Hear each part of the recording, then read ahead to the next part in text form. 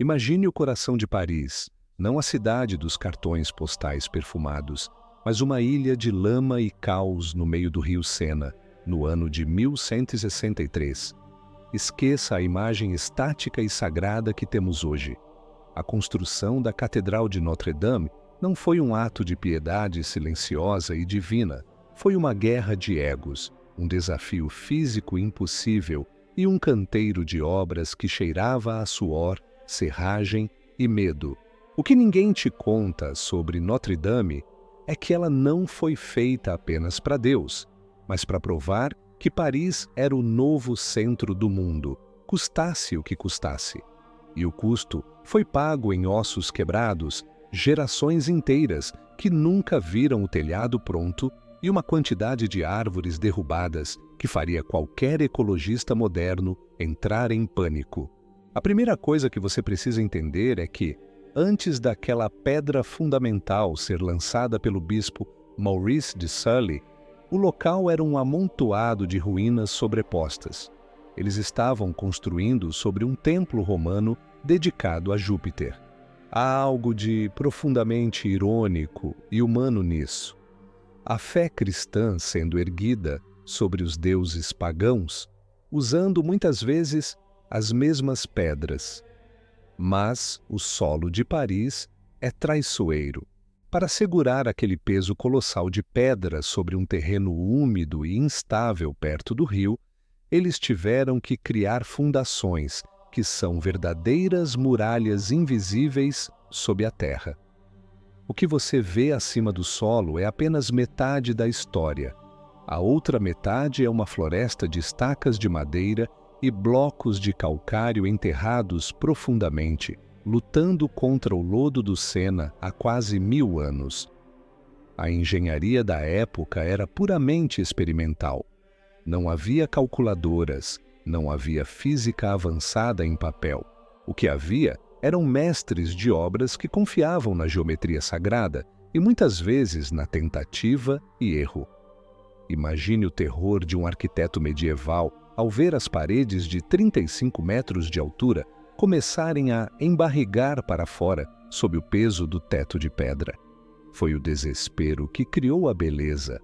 Os famosos arcobotantes, aqueles braços de pedra que seguram a catedral por fora, não foram planejados por estética. Eles foram um remendo de emergência. A catedral estava prestes a explodir de dentro para fora. As paredes estavam cedendo e os engenheiros da época tiveram que inventar, no meio da obra, uma forma de transferir o peso para o chão. Notre-Dame é um edifício que está sendo segurado por muletas de pedra extremamente elegantes. E agora, vamos falar sobre a floresta. Esse é o nome que os carpinteiros davam ao telhado de Notre-Dame, e é aqui que a escala do sacrifício humano e ambiental se torna assustadora. Para sustentar aquele teto, foram cortados mais de 1.300 carvalhos seculares. Cada viga era uma árvore inteira. Pense na logística. No século XII, derrubar, transportar e içar árvores de 20 metros de altura até o topo de uma estrutura de 35 metros, usando apenas cordas de cânhamo, polias de madeira e a força de homens que mal tinham o que comer. Não era apenas carpintaria, era uma coreografia de morte. Um deslize na corda e uma viga de meia tonelada esmagava 10 homens lá embaixo. A história oficial fala dos bispos, mas o DNA de Notre-Dame pertence aos carpinteiros anônimos cujas mãos estavam permanentemente cheias de farpas e cujas costas eram curvadas pelo peso da madeira que eles nunca veriam terminada. O que quase ninguém menciona é a vida dentro do canteiro. A construção durou quase 200 anos. Isso significa que um mestre pedreiro começava a trabalhar na catedral aos 12 anos, via seu pai morrer na obra, via seu filho crescer carregando baldes de argamassa, e ele mesmo morria de velhice ou acidente sem nunca ter visto a fachada terminada. Notre-Dame é um monumento A paciência geracional, algo que nossa sociedade de gratificação instantânea não consegue sequer conceber. O canteiro de obras era uma cidade dentro da cidade. Havia bordéis, tabernas e mercados que surgiam ao redor da estrutura para servir aos milhares de trabalhadores. O sagrado e o profano viviam em um abraço apertado. Enquanto padres cantavam salmos lá dentro, pedreiros trocavam insultos e bebiam vinho barato do lado de fora, gravando símbolos secretos e pichações medievais nas pedras que hoje os turistas fotografam com reverência. E as gárgulas, aquelas figuras grotescas que parecem vigiar a cidade? Há um mito moderno de que elas estão lá desde o início para espantar demônios. A verdade é muito mais mundana e, ao mesmo tempo, fascinante. As gárgulas originais eram apenas canos de escoamento. O objetivo era jogar a água da chuva o mais longe possível das paredes, para não corroer a argamassa. Mas as figuras que conhecemos hoje, as quimeras pensativas e os monstros detalhados, são, em grande parte, uma invenção do século XIX. A catedral passou séculos sendo negligenciada. Após a Revolução Francesa, ela estava tão destruída, tão suja e tão esquecida que o governo pensou seriamente em demoli-la e vender as pedras. O que salvou Notre-Dame não foi a religião, foi a literatura. Victor Hugo escreveu O Corunda de Notre-Dame especificamente para conscientizar o povo de que o prédio estava morrendo. O livro foi um sucesso tão estrondoso que obrigou o Estado a restaurar o prédio. Portanto, a Notre-Dame que você vê hoje é uma versão romantizada, uma interpretação gótica de um arquiteto chamado Viollet-le-Duc, que chegou a colocar uma estátua de si mesmo entre os apóstolos no teto. O ego, como eu disse, sempre esteve misturado com a fé. Existe um segredo térmico sobre essas catedrais que o turismo moderno ignora. Entrar na Notre-Dame na Idade Média era a única experiência de ar-condicionado que um camponês teria na vida. Aquelas paredes de pedra maciça retêm o frio do inverno por meses e o frescor no verão. Mas o cheiro... o cheiro era uma mistura complexa, não era apenas incenso. Por séculos, o chão da catedral foi usado para enterrar nobres e clérigos. Em verões quentes, o odor da decomposição subia pelas frestas das lajes, misturando-se com o cheiro de cera de abelha das velas e o suor das multidões que se refugiavam ali para fugir da peste. A catedral era um organismo vivo que respirava o hálito dos mortos e o medo dos vivos. E se falarmos do vidro? Os vitrais não eram apenas decorações bonitas para filtrar a luz. Naquela época, 99% da população era analfabeta. Notre-Dame era uma tela de cinema de 360 graus.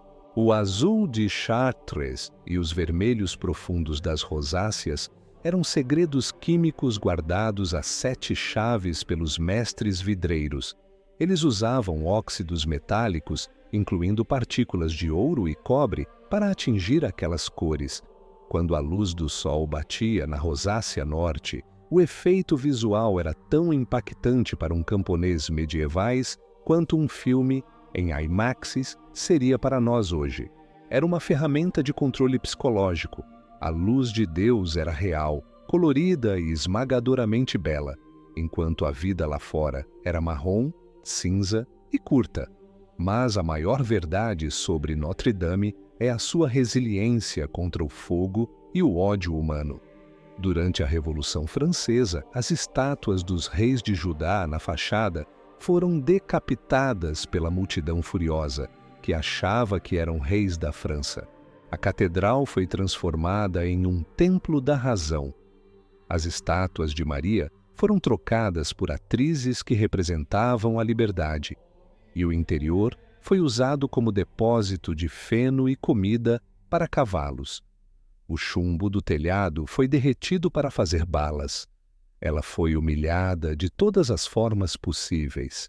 E, no entanto, ela permaneceu lá. Cada vez que ela queimava, e ela queimou várias vezes antes do incêndio de 2019, ela voltava de uma forma diferente. O incêndio recente, que o mundo assistiu ao vivo em choque, foi apenas o capítulo mais recente de uma história de agonia. O que poucos sabem é o quão perto ela esteve de desaparecer totalmente naquela noite. Se as torres de sino tivessem caído, o efeito dominó teria derrubado toda a estrutura. Os bombeiros não estavam lutando apenas contra o fogo, estavam lutando contra a gravidade e contra o chumbo derretido que chovia do céu como lava. O telhado de carvalho de 800 anos, aquela floresta de que falamos, virou cinzas em minutos, liberando toneladas de pó de chumbo tóxico sobre Paris. Mais uma vez, o sacrifício. Hoje, quando você vê as fotos da reconstrução, há uma nova camada de histórias que ninguém conta. Estão usando robôs, lasers de alta precisão e carvalhos selecionados por satélite para devolver a forma original. Mas a essência continua a mesma. É um esforço humano desesperado para manter de pé algo que, pela lógica, já deveria ter caído. Notre-Dame não é apenas uma igreja, é um arquivo de pedra de cada erro, cada triunfo e cada pecado de Paris. Ela guarda o som dos cascos dos cavalos de Napoleão, o eco dos gritos da libertação em 1944 e o silêncio atordoado de 2019. A verdadeira face de Notre-Dame não está nas selfies dos turistas, mas nas marcas de ferramentas que você encontra se tocar as pedras mais altas, onde ninguém deveria ver. Lá, onde apenas Deus e os pássaros chegavam, os pedreiros medievais esculpiam detalhes perfeitos, rostos de suas esposas, pequenos animais ou simplesmente suas iniciais. Eles faziam o seu melhor não para o público, mas pela integridade do ofício. E é essa humanidade invisível, escondida em cada junção de argamassa e em cada estátua decapitada, que faz de Notre-Dame algo que o fogo nunca conseguirá destruir completamente. Ela é o espelho de nós mesmos, em constante reforma, cheia de remendos, segurada por muletas, mas teimosamente magnífica. Quando você finalmente entende que cada centímetro daquela catedral foi pago com a vida de alguém que nunca recebeu um obrigado, a beleza dela deixa de ser estética e passa a ser espiritual, no sentido mais humano da palavra. Não é sobre a religião que habita o altar, mas sobre a alma que habita a estrutura. Notre-Dame é a prova de que somos capazes de criar o eterno a partir do efêmero, usando apenas pedras, árvores e uma vontade absurda de não sermos esquecidos pelo tempo. O que mais te impressiona nessa luta eterna entre a pedra que quer cair e o homem que insiste em mantê-la de pé? Aqui a gente não estuda o passado, a gente invade os bastidores dele. Clique no botão de inscrição e garanta seu lugar na próxima expedição. O próximo segredo já está esperando para ser revelado.